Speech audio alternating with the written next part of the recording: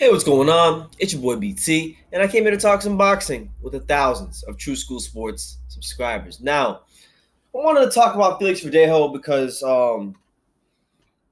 he had a fight on the Amir Imam Jose Ramirez undercard, and he didn't, he lost. He took a devastating loss at the hands of the tough Mexican fighter Antonio Lozada. Got stopped in the 10th round. And as you can see by the title, the name of this video is The Rise and Fall of Felix Verdejo, because it was quite a rise and it's been quite a fall. Now, let's take you guys back to 2014. Around that time, Felix Verdejo was one of the hottest prospects in boxing. He is throwing the types of combinations that we haven't seen from a Puerto Rican fighter since the days of young Miguel Cotto. He's, I would challenge you guys to go back and go watch this guy's knockout when he knocked out, what's the guy's name? He fought a guy named, in 2014, his name was Sergio Reyes. Go look up his fight against Sergio Reyes in 2014, but back then his name was actually Sergio Villanueva. So look up that fight, Felix Verdejo versus Sergio Reyes, and go watch that knockout, and you kind of get a glimpse into the kind of talent Verdejo was, the kind of knockout power he had. But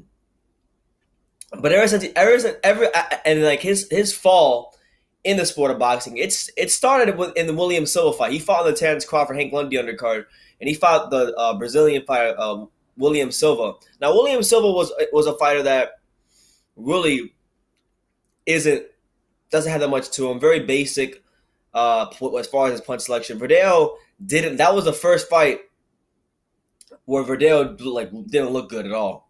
That was probably one of the first fights I remember Verdejo didn't look good. And then it's gotten worse and worse. He's been struggling against journeymen, cherry-picked fighters, hand-picked fighters, and it's been getting worse and worse and worse. And then on this night, he ran into a guy in Lozada, that was, for the first time fighting in America, very hungry, fought in a style that, where he pressures you a lot with his feet, and as the fight wore on, the pressure busted the pipes, and Verdejo got hurt really bad, and he didn't really, he wasn't able to overcome it, and he resulted to holding and trying to wrestle the guy, and it wasn't working. And early in the fight, Verdejo looked all right. He was jabbing really well. He was finding his range with a straight right.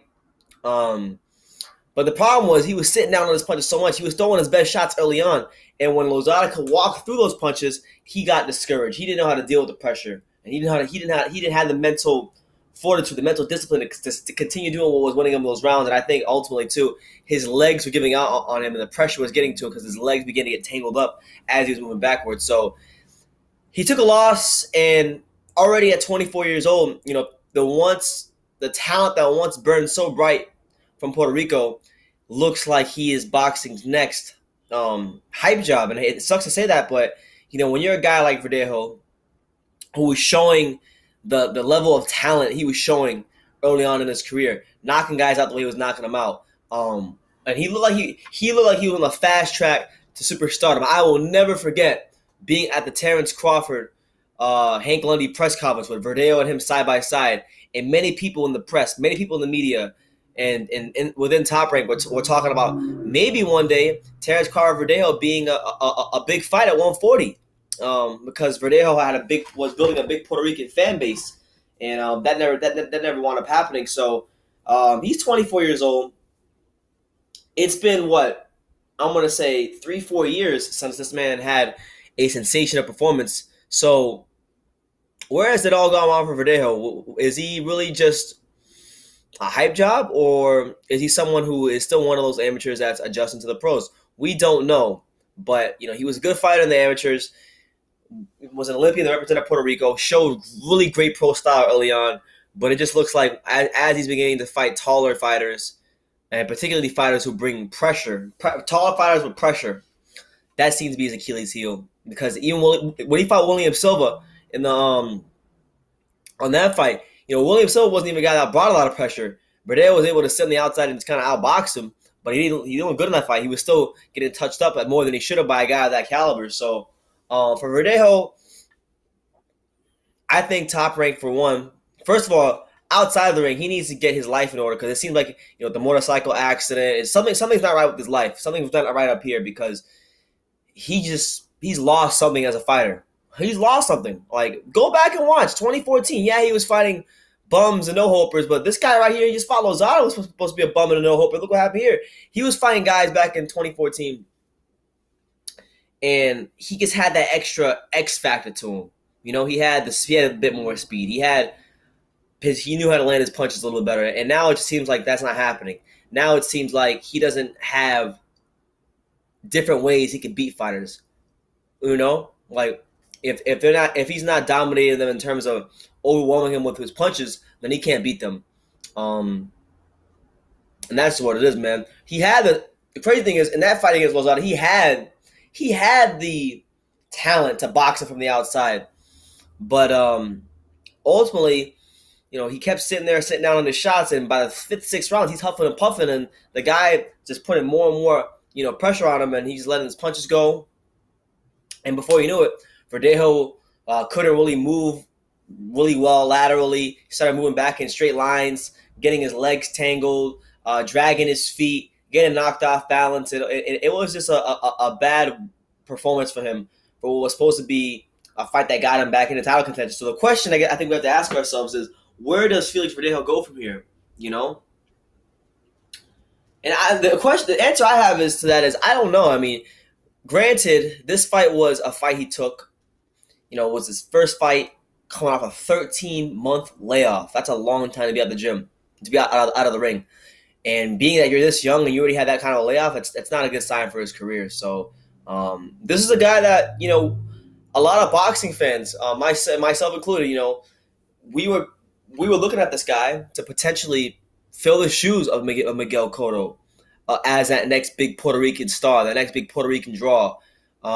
Because Danny Garcia, albeit Danny Garcia has a fan base, Danny Garcia hasn't necessarily gotten that kind of universal love from the Puerto Rican fan base that, let's say, a guy like Cotto got or Trinidad got. He's still a star in his own right, but hasn't gotten that. So we were looking for just to see if Verdejo could be that guy, and he looked to be just that. He looked the part. He represented Puerto Rico in the Olympics. He had the knockout power. He had the flashy combinations.